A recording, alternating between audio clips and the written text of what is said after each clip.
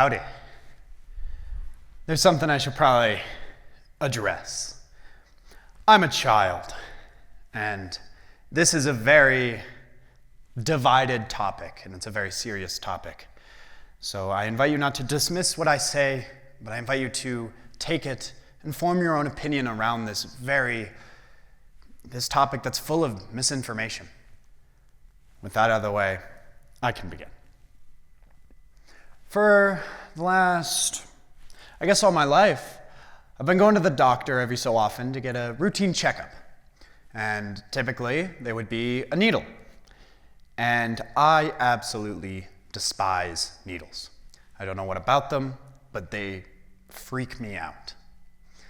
But I recognize how important that shot is, because it's a vaccine. But what is a vaccine? Well, a vaccine is typically just the fluid inside of the needle, and it is a fluid that is the same pH as your blood, because if it wasn't, that would be quite disastrous. And it is a weakened version of a pathogen, which is just anything that can cause a sickness or an infection. And everything around it, the needle, the container, the plunger, that's all to get it in your body. What happens when it's in your body? Well, when a vaccine or just a pathogen enters your body, your immune system kicks into gear.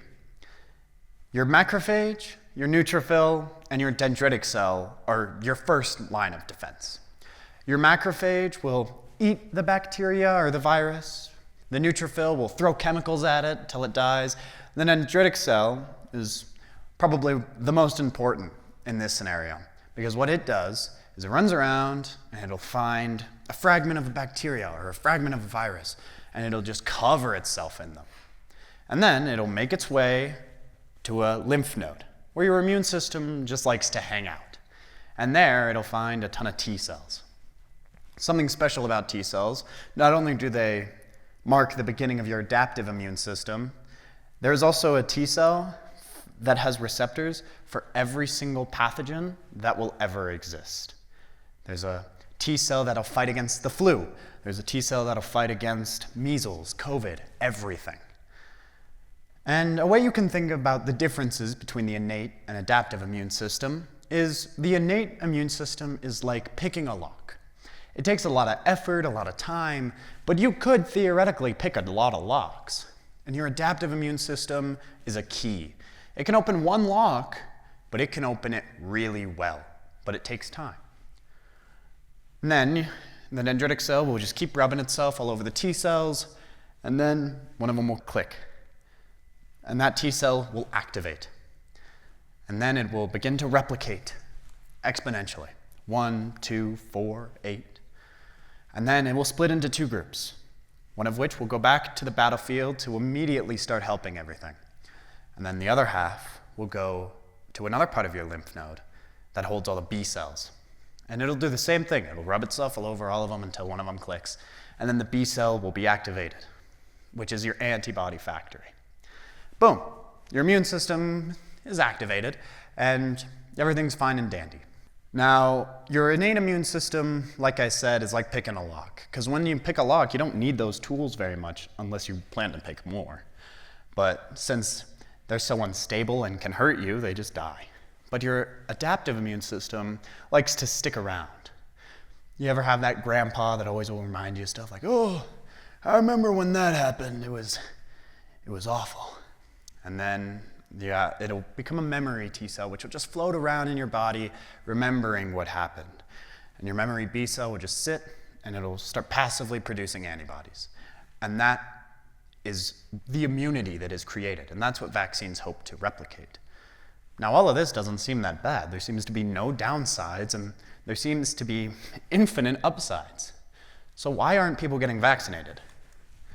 Well, here we can see a graph of people who got the COVID vaccine recently in the last year, and there's a way in which it's divided into two groups. You have people who are already vaccinated, or people who are definitely going to get vaccinated in one group, and then you have people who are unsure but are probably not going to get vaccinated, and people who are definitely not going to get vaccinated in a second group. Now, the leading reasons for people to be against vaccinations are religious beliefs, personal beliefs, which I can't really do much about those two, but the following two are safety concerns and wanting for more information. That I can help with. Now, a very popular belief among the anti-vaccination community is that vaccines can lead to much more permanent issues, such as cancer or autism. But that can't happen. One of which being your meiotic pathway. Now, this is a lot of big words, so let me break it down. It all starts at your G1, which is just a checkpoint, and it is what starts making sure all of its organelles are being replicated, like its mitochondria, for example. G2 is where all of the fluids that its organelles sit in replicates, called cytoplasm. And then S is very important, because basically this whole process is a way for your cell to check itself before it replicates. And S is where that happens the most, because the S phase is where your cell replicates all of its DNA. And DNA is a building block of life. It's what makes sure that that cell is doing what it needs to do. And it checks extensively, 3 or 4 times. And it makes sure everything's good. It's like DNA, check, it'll make sure it's good with strands. And if it doesn't pass that test, the entire cell will switch to G0, which is a basic way of saying that it just doesn't divide. It just sits in this eternal phase of doing what it was doing before, and it doesn't divide. And if it does pass that test, it divides and creates more cells. And autism is a lot less likely to happen because infections can't make it to your brain, because your brain is very safe. Your brain is very sensitive, so your body likes to make sure nothing can get up there. But another way your body can help defend against cancer specifically is with viral infection. They're the ones most likely to cause cancer, because viruses actually enter the cell and sometimes even enter the nucleus. Because the way viruses infect is they enter the cell and they begin to just throw out its genetic information, and the cell will begin manufacturing that virus. But it doesn't attack your DNA, because your DNA doesn't actually do anything. Your DNA is just a script that your cell will follow. Whereas RNA, DNA's single-stranded sister, actually does what DNA tells it to. And when a virus puts its RNA there, the cell will then begin to create viruses. And then the bacteria don't enter the cell, so they don't really matter in this sense. So it can't lead to many long-term effects. Cancer and autism don't really do anything. But what does vaccinating do for you? Because vaccinating, it won't help the world, it won't save the world, because it's just one person out of 8 billion. 8 billion is a lot. But vaccination isn't for the world. Vaccination is for you.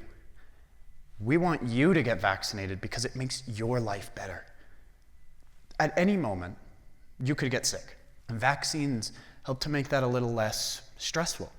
Because if you don't have the flu vaccine, then you could be out for much longer because your body isn't ready for it. And measles can eternally break your immunity. Vaccinating doesn't even help against the pathogen itself. We've only been able to bring one pathogen near to extinction, and that's smallpox. And all of the living specimens are really secure in the lab, so we don't have to worry about that. But that was done through vaccination, widespread. But it wouldn't happen today, because pathogens are so much smarter. But you can be smarter by getting vaccinated against these things. You may think, oh, the COVID vaccine was really fast. How do I know I can trust it? Because, one, there's a lot of proprietary stuff in place to make sure that facilities can't just put whatever they want in vaccines. And COVID-19 vaccine clearly worked pretty well, because now we don't have to worry about it too much. Now, with all that said and done, I've been up here talking about vaccines for however long it's been. And I imagine a lot of you may still have questions, but I implore you to find the answer to those questions, not through me, but through whatever means you want, through a textbook, through a Google search. And it doesn't even have to be about vaccines. It could be about whatever you want. Learn more. Be curious. There's always more to discover. The immune system is the second most complicated biological system there is, right behind the brain. But there's so much to learn about it. There's so much we know. And that works with everything else. So please think again about what you know and find out more. Be curious. Thank you.